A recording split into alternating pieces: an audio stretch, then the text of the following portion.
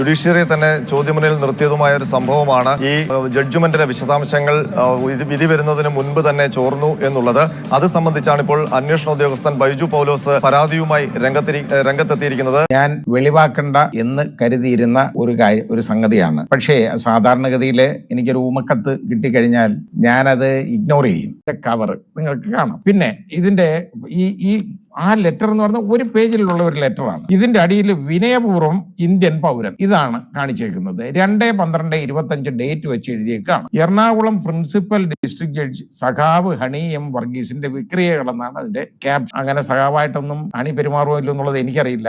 കാരണം എന്റെ മുമ്പിൽ ഹണി, ഞാൻ തൃശ്ശൂർ ജില്ലാ ജഡ്ജി ആയിരുന്നപ്പോ എന്റെ മുമ്പിൽ അഡീഷണൽ പബ്ലിക് പ്രോസിക്യൂട്ടറായിട്ട് വന്ന് കേസുകൾ വാദിച്ചിട്ടുണ്ട്, പ്രോസിക്യൂഷന് അപ്പിയർ ചെയ്തിട്ടുണ്ട്. അതൊഴിച്ചാൽ എനിക്കത് നല്ലൊരു അഭിപ്രായം ഹണിയെ കുറിച്ച് തോന്നിയിട്ടുണ്ട്. അത് അങ്ങനെ എനിക്കറിയാവുന്നത്. എറണാകുളം പ്രിൻസിപ്പൽ ഡിസ്ട്രിക്ട് ജഡ്ജി എന്നിട്ട് മുമ്പിലുള്ള SC ഈ കേസിന്റെ number Pulsar Suni versus state of Kerala കേസിൽ 12 പ്രതികളാണ് ഉണ്ടായിരുന്നത്. അതിലെ 10ാം പ്രതി അപ്രൂവറാക്കി അതിലെഴുതിയേക്കുന്ന വിവരങ്ങളാണ്. 11ഉം 12ഉം പ്രതികളെ ഡിസ്ചാർജ് ചെയ്തു. ഇത് കഴിഞ്ഞാൽ 9 പ്രതികളാണ് ഉള്ളത് അതിനകത്ത്. എന്നാൽ 2018 മുതൽ തുടങ്ങി 2025 ഡിസംബർ 8 വിധി പറയുന്ന ഈ കേസിൽ 7ാം പ്രതി ചാർലി തോമസ്, അത് എനിക്കറിയത്തില്ല പ്രതിയുടെ പേര്, 8ാം പ്രതി ഗോപാലകൃഷ്ണൻ ഏലിയാസ് ദിലീപ്, അത് ദിലീപ് ആണെന്ന് ഞാൻ മനസ്സിലാക്കുന്നു, 9ാം പ്രതി സനിൽ കുമാർ ഏലിയാസ് മേസ്ത്രി സനിൽ എന്നിവരെ ഒഴിവാക്കി 6 പ്രതികൾക്കെതിരെയാണ് ശിക്ഷ വിധിക്കാൻ പോകുന്നത്. ഈ വിവരമാണ് ഈ കത്തിനകത്തുള്ളത്. എന്നിട്ട് അത് മാത്രമല്ല, പിന്നെ എഴുതിയത് തന്റെ സ്വന്തം അടുപ്പക്കാരിയായ ശ്രീമതി ഷേർലിയെ കൊണ്ട് ജഡ്ജ്മെന്റ് തയ്യാറാക്കി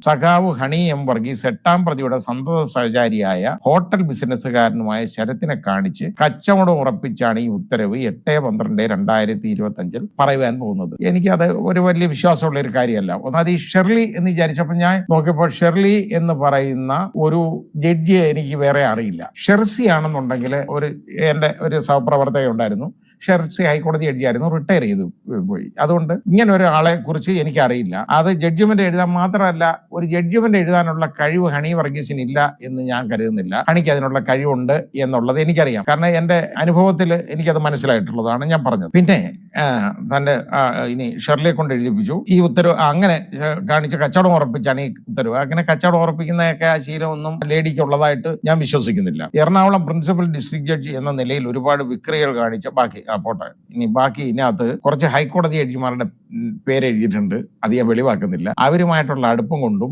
അവരുടെ അനുഗ്രഹ ആശീസ് കൊണ്ടുമാണ് ഇത്തരത്തില് നീതിക്ക് നിരക്കാത്ത പ്രവർത്തനങ്ങൾക്ക് ഹണി വർഗീസിനെ പ്രേരിപ്പിക്കുന്നതെന്നും ഒക്കെ ഇങ്ങനെ എഴുതി.